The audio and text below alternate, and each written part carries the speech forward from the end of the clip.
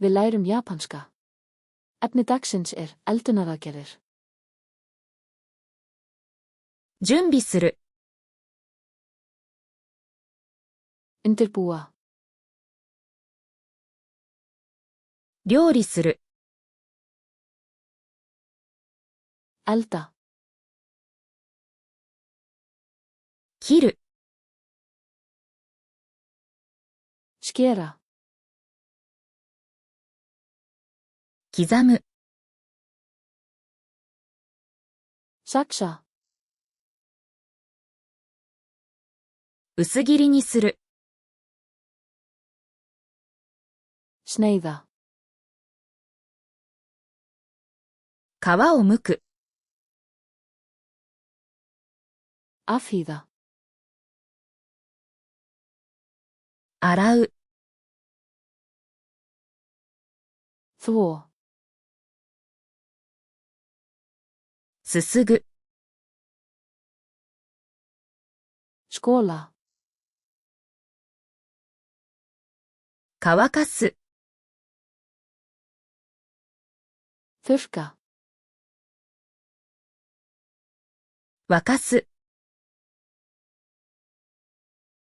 Sjóða. 炒める。Steikja. 焼く。Baka. グリルする。Grilla. 蒸す。Gufusjóða. かき混ぜる。Hræra. 混ぜる。Blanda. 注ぐ。Hella. 加える。Bæta við. 温める。Hita. 冷ます。Kæla. 出す。Bera fram. 味見する。Smakka. 味付けする。Krydda. 水気を切る。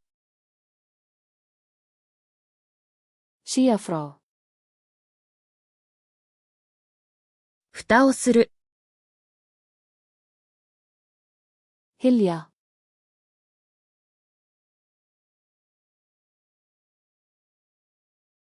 すすぐ。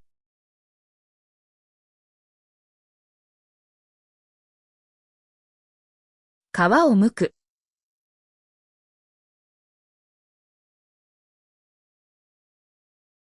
炒める。Viltu muna þessu orð fyrir alvöru? Opnaðu flashkartsluna, kom og æfðu þetta sett og önnur þeim að sett ókeypis. Tengillinn í lýsingunni.